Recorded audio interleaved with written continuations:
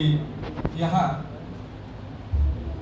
तद्भव के यशस्वी संपादक और वरिष्ठ कथाकार अखिलेश जी, हमारे गुरु श्री प्रकाश शुक्ल जी, बड़े भाई अवधेश जी और उतने ही सहृदय मित्र जगन्नाथ जी, जो कि अभी अन्य दायित्वों की वजह से इस सभागार से बाहर है।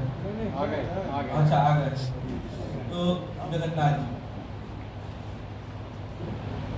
सबसे पहले तो मैं ये बात कहूँ कि अगर इस सेमिनार को एक पहाड़ी नदी की तरह देखा जाए तो अब यह जो हमारा सत्र है वह मैदानी नदी की तरह, जिसमें ज्ञान के गाद भर चुके होंगे आपके दिमाग में, लेकिन इसे आप श्री प्रकाश शुक्ल की जो कविता की पहरेज में आकृतियाँ गंगा में दिखने वाली टीले नुमे गाद रेत के रूप में न देखें। यह गाद आपके समझ और उन्नयन के लिए बेहद रचनात्मक है। सबसे पहले मैं अगर एक कहानी सुनाऊं और वहां से शुरू करूं अपनी बात, तो शायद मैं इस विषय के साथ जुड़ पाऊंगा आप लोगों से। यह बात मान लीजिए कि 200 साल आगे की हो और पृथ्वी पर जनजीवन जिस तरह की अभी स्थिति है उस हिसाब से समाप्त हो चुका है और यहाँ जो कुछ मनुष्य रह रहे हैं उनके लिए जीने योग्य परिस्थितियां नहीं हैं। हुआ यूं कि आज से 100 साल बाद जो यहाँ के अमीर पूंजीपति लोग थे, उन्होंने दूसरे ग्रह पर कॉलोनियां खरीदी और वे वहां चले गए, लेकिन उनके बच्चे इस पृथ्वी को देखने आ रहे हैं और जब वे इस पृथ्वी को देख रहे हैं तो सब कुछ नदियां, पहाड़, जंगल, इस पृथ्वी का पूरा वातावरण विषाक्त है और काला पड़ चुका है। और फिर वे याद करते हैं कि उनके पूर्वज उस कॉलोनी वाले उपग्रह पर कैसे गए थे। तो हुआ यूं कि यहाँ के कुछ 10-15 अमीर पूंजीपतियों ने वहाँ कॉलोनियाँ बसाई अपने लिए, और जब वे जाने लगे तो उन्होंने कहा कि हमारे सेवा के लिए कौन जाएगा। तो उन्होंने बहुत सारी नियुक्तियाँ निकाली और उनमें से 100 लोगों को चुना। और जब वे 100 लोग जाना चाह रहे थे तो उन्होंने कहा कि भाई जैसे आप जा रहे हैं तो हम भी अपने परिवार के साथ नहीं जाएंगे, अपने परिवार को लेकर के जाएंगे। तो कुछ ऐसे धरती से वे लोग दूसरे उपग्रह पे चले गए। यानी कि अगर हमारी विकास गति यह रही तो वह दिन दूर नहीं होगा जब मनुष्यों को यह पृथ्वी छोड़नी पड़े। अभी यह बेहद निराशाजनक बात लग सकती है, लेकिन यह सिर्फ यूटोपिया या दिवा स्वप्न की बात नहीं है। आज का जो विषय है वो 21वीं सदी की हिंदी कविता में पर्यावरण चेतना। दरअसल इस पर्यावरण चेतना को देखें तो क्या इस पर्यावरण में मनुष्य से इतर जितने भी प्राणी हैं, जल या अचल, यानी नदियां, पहाड़, समुद्र, पेड़ पौधे, जीव जंतु इत्यादि ही हैं? नहीं, स्वयं इस पर्यावरण का एक अभिन्न हिस्सा मनुष्य है। 21वीं सदी के एक प्रमुख कवि हैं रविशंकर उपाध्याय। उनकी एक बहुत छोटी कविता है, मैं यहीं से शुरू करूंगा। वे अपनी कविता में लिखते हैं, तुम भूखे हो लूटने के लिए, हम भूखे हैं क्योंकि लूट चुके। यहाँ तुम और हम के द्वंद्व को समझिए और यह समझिए कि पृथ्वी पर यह जो असमाप्त भूख है कुछ लोगों की, जिसे गांधी भी अपने हिंद ग्राम स्वराज में कहते हैं कि यह जो पृथ्वी है एक मनुष्य के संसाधन को पूरा कर सकती है लेकिन उसके लालच को नहीं। और मनुष्य की भूख को हम देखें तो यह पाएंगे आप देखें अन्य जीव जंतुओं से, अन्य लोगों की तुलना में एक शेर को रहने के लिए कितनी जगह चाहिए? शक्तिशाली होता है, जंगल का राजा होता है, लेकिन वह भी अपने लिए 50 घर नहीं बनाता, वह अपने लिए एक गाड़ी भी नहीं खरीदता।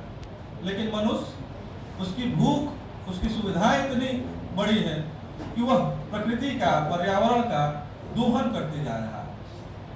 हमारी हिंदी कविता में यह पर्यावरण बोध दो तरह से आया। एक वह जिस बोध में पर्यावरण की छवियां दिखेंगी आपको, वे कविताएं जो लगेंगी कि वो पर्यावरण को लेकर के लिखी गई है, और दूसरी जो कविता है वो उस व्यक्ति के अस्तित्व से, जो कि उसके पर्यावरण के साथ, उसके जल जंगल जमीन के साथ, उसके घर और आवास के साथ जुड़ा हुआ है। तो ये दो कविताएं आप दो तरीके से हिंदी कविता को देख सकते हैं। जब 21वीं सदी की कविता यानी 2000 के बाद की कविता हमारे सामने आती है, तो तब तक हिंदी कविता में विमर्शों का युग आ चुका होता है। एक तरफ दलित विमर्श, स्त्री विमर्श और इस तरह के कई सारे विमर्श हमारे बीच, हमारे साहित्य में मौजूद होते हैं। लेकिन 2000 के बाद यह संकट पर्यावरण का इतना गहराता जा रहा है, और 2-3 कवि आते हैं 2000 के आसपास, अनुज लुगुन, जसिंता केरकेट्टा, अनिल कार्की, ये जितने भी सीमांत के लोग हैं, आदिवासी हैं, जंगल के लोग हैं, पहाड़ के लोग हैं, वे सारे लोग अपनी चिंताओं के साथ जब कविताएं लिखते हैं तो उनमें उनकी पर्यावरणीय बोध जो है वो अभिव्यक्त होता है। आप देखें कि हिंदी साहित्य में आज यह पैराडाइम शिफ्ट हुआ है इस सेमिनार के बाद, कि हिंदी के क्षेत्र में आज हिंदी कविता पर पर्यावरण विमर्श को लेकर के एक बड़ी बात यहाँ हो रही है। अब तक हिंदी के विश्वविद्यालयों में बहुत सारी बातें होती थी, 21वीं सदी की कविता पे भी बात होती थी, लेकिन पर्यावरण चेतना पर कम बात होती थी। तो आपके विश्वविद्यालय का यह आयोजन हिंदी में एक पैराडाइम शिफ्ट भी है कि अब हिंदी के केंद्र में यह बहस शुरू हुई है। इससे पहले दक्षिण भारत में और तमाम जगहों पे पर्यावरण की बात, पश्चिम में इको क्रिटिसिज्म की बात होती रही। तो यह एक उम्मीद भरा काम इस विश्वविद्यालय ने किया है कि अब यहाँ से पर्यावरण की एक बहस शुरू हुई है। आप देखें कि जब पर्यावरण की बात होगी तो कैसे हमारा समय और समाज उसमें अभिव्यक्त होगा। सबसे पहले मैं ज्ञानेंद्रपति की कुछ कविताओं के हवाले से बात करूंगा, फिर आगे के कवियों के बारे में। ज्ञानेंद्रपति का एक संग्रह आता है 2000 में, गंगा तट, और 2018 में एक संग्रह आता है, गंगा बीती। इन दोनों संग्रहों की कविता को देखो। ज्ञानेंद्रपति जब 2000 में गंगा तट को अपने कविताओं के लिए वर्ण विषय चुनते हैं, तो ऐसा नहीं है कि उनके पास विषयों की कमी है। वे गंगा या बनारस को इसलिए चुनते हैं कि बनारस अपने स्वरूप में एक प्राचीन शहर है और वो बदलाव की चुनौतियों को उछाल रहा है। गंगा है वो मर रही है, और ये जो ज्ञानेंद्रपति संभव करते हैं अपनी कविताओं में, दरअसल भूमंडलीकरण का जो दबाव है। जब 90 की कविता हमारे बीच आती है तो वह भूमंडलीकरण के दबाव से आती है, जो प्रतिपक्ष रचती है और उस भूमंडलीकरण के समक्ष यह कहती है कि हमारी जो देशजता है, हमारा जो लोक है, वह कैसे उसके समानांतर खड़ा होता है। तो कहीं ना कहीं ज्ञानेंद्रपति अपने गंगा तट में यह प्रस्तावित करते हैं, अपनी स्थानिकता के जल दर्पण में यह प्रस्तावित करते हैं कि इस भूमंडलीकरण विश्वग्राम के समानांतर हमारा बनारस एक प्रतिपक्ष रच रहा है, और उस प्रतिपक्ष में सिर्फ एक शहर नहीं, उस प्रतिपक्ष में पूरी की पूरी जो एक संस्कृति है, सब साहित्यिक विमर्श है, वह गंगा तट के बहाने में संभव करते हैं। गंगा तट में एक कविता है, गंगा तट की पहली ही कविता है गंगा स्नान। उस कविता को देखें। गंगा में स्नान कर रही वह बूढ़ी मैया, तुम क्या जानो अपने प्राणों तक प्रक्षालित कर रही है, पवित्र कर रही है। क्योंकि हम गंगा को ऐसे ही देखते हैं, गंगा हमारे लिए पवित्र, पावनी और सारे पापों का नाश करने वाली और सभी पुण्यों को प्रदान करने वाली नदी है। और इसमें फिर आगे की पंक्ति आती है, महाप्रस्थान प्रस्तुत डगमग पांव वाली वह बूढ़ी मैया, तुम क्या जानो क्योंकि तुम्हारे लिए नहीं बची है कोई पवित्र नदी। इस पंक्ति के साथ ही ज्ञानेंद्र पति उस बूढ़ी मैया को गंगा के साथ एकाकार कर देते हैं। इस कविता को जब आप पढ़ेंगे तो पाएंगे कि यह जो ज्ञानेंद्र पति रच रहे हैं अपनी कविता में, वह गंगा मर रही है। एक मरती हुई महाप्रस्थान प्रस्तुत गंगा है, जैसे वो महाप्रस्थान गुड़िया है। और इसमें वे कहते हैं कि तुम्हारे लिए कोई पवित्र नदी नहीं है। अब आगे वे कहते हैं तुम्हारी सारी नदियां अपवित्र हो गई हैं, विषाक्त, कि यह निर्मल नदी भीतर ही बहती है, तुम्हारे हृदपिंड की गंगोत्री सूख ही गई है। पीछे और पीछे खिसकती आखिरकार वहां गंगा के उस सांवले जल में नहाती हुई बूढ़ी मैया हर डुबकी में छाती की कपकपी ही नहीं भूलती, सजल उनका जल भी मिटता है भास्वर।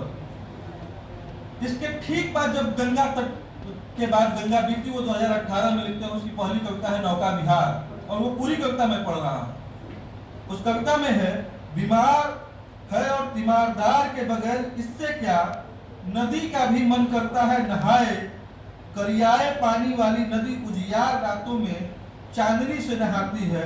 उस समय नौका विहार करते घूमते हैं नगर के सुरुचि संपन्न लोग, अघाई दिखती सुरुचि के ढके भोग भूखी क्रूरता की नदी मर रही है, और वे बजरे पर बुढ़वा मंगल मना रहे हैं, शहर के कालीन कुलीन शालीन शहर के सहृदय। आप देखें कि इन दोनों कविताओं में, एक तरफ पहली कविता में ज्ञानेंद्र पति की गंगा महाप्रस्थान प्रस्तुत है, वह मरने को है, उसके हृदपिंड की गंगोत्री सूख रही है, और यहाँ पर नदी खुद कह रही है कि नदी का भी मन करता है नहाए, आप गंदे पानी से नहीं नहाते। और जब नदी का ही पानी इतना गंदा हो चुका है, करियाए पानी वाली नदी, गंगा काली, बनारस में गंगा काले पानी की नदी हो चुकी है, इतना प्रदूषण। और ये किसने किया, इसको बताने की जरूरत नहीं है। ज्ञानेंद्र पति गंगा के बहाने एक पर्यावरणीय पाठ ही तो रच रहे हैं, बता रहे हैं कि गंगा मर रही है, और जो शहर के सहृदय हैं, कुलीन हैं, वे बुढ़वा मंगल मना रहे हैं। उनको नदी की चिंता नहीं है, उनके अपने भोग विलास की चिंता है। इससे हम मनुष्य के इस स्टैंड को समझ सकते हैं, देख सकते हैं कि आखिर मनुष्य अपने नदियों के साथ क्या कर रहा है। आगे वे जब अपनी अन्य कविताओं में जाते हैं, कैसे वे नदियों के बदलने को दर्ज कर रहे हैं। लेकिन स्वार्थी कारखानों का तेजाबी पेशाब झेलते बैंगनी हो गई है तुम्हारी शुभ्र त्वचा। ये बिल्कुल स्पष्ट कर देते हैं कि गंगा की स्थिति क्यों है। और गंगा बीती में ही एक कविता है जो और स्पष्ट करती है, मजेदार कविता है, सुनिए इसे।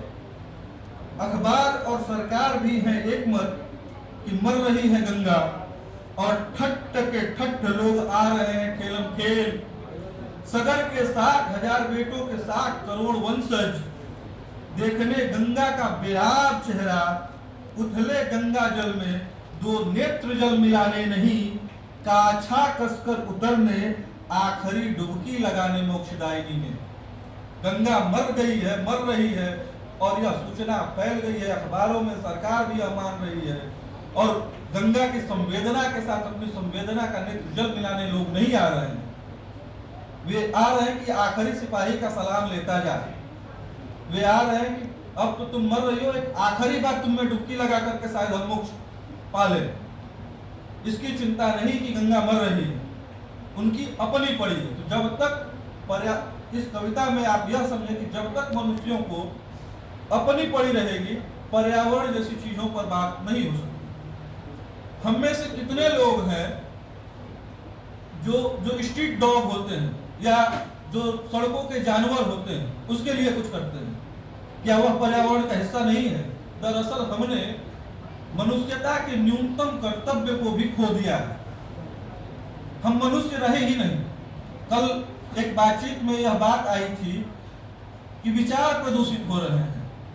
मुझे तो लगता है कि मनुष्यता ही प्रदूषित हो गई, तो फिर पर्यावरण की क्या बात करें।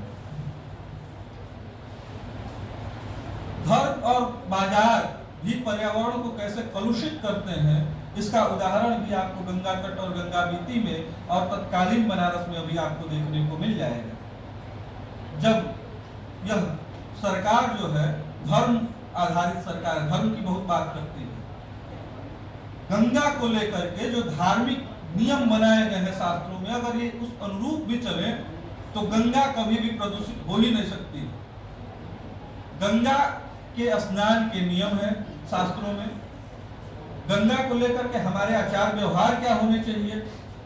शव गंगा किनारे जलाने की बात है, लेकिन शव के उच्छिष्ट को बहाने की बात किसी भी हिंदू धर्म शास्त्रों में नहीं है। उसमें जो धार्मिक प्रकल्पों में इस्तेमाल किए जाने वाले फूल हैं, उसे भी गंगा में प्रवाहित करने से मना किया गया है। गंगा की बात करें अगर सिर्फ, तो गंगा के लिए दो शब्द इस्तेमाल होता है, गंग बरार और गंग शिकस्त। गंग बरार वह होता है जब अपने अधिकतम प्रवाह के दिनों में गंगा का पानी जहां तक आता है वह गंग बरार होता है, और गंग शिकस्त वह होता है जो गंगा अपने सबसे प्रवाह के कम दिनों वाले में जहां तक सिमट करके जाती है वह गंग शिकस्त होता है। यह हमारे शास्त्रों में भी और हमारे संविधान में भी कहा गया है। संविधान ने तो उस दूरी को कम किया है, शास्त्रों ने बहुत ज्यादा किया। संविधान ने यह कहा है कि गंगा के 100 मीटर की दूरी पर ही कोई घर बन सकता है, लेकिन संविधान बनाने वाले और संविधान को देखने वाले, संरक्षित करने वाले निकाय, बनारस में जब आप सामने घाट की ओर जाएंगे तो जो हाईकोर्ट के जजों का अतिथि गृह है वो गंगा के ठीक पेट में बना हुआ है, बीच में बना हुआ है।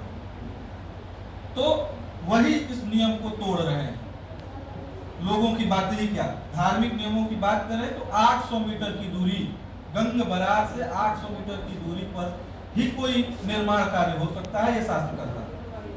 इसके प्रमाण आपको देखने को मिल जाएंगे। तो दरअसल हमने अपनी नदियों को, अपने पहाड़ को, अपने समुद्र को पहचानना, उनका सम्मान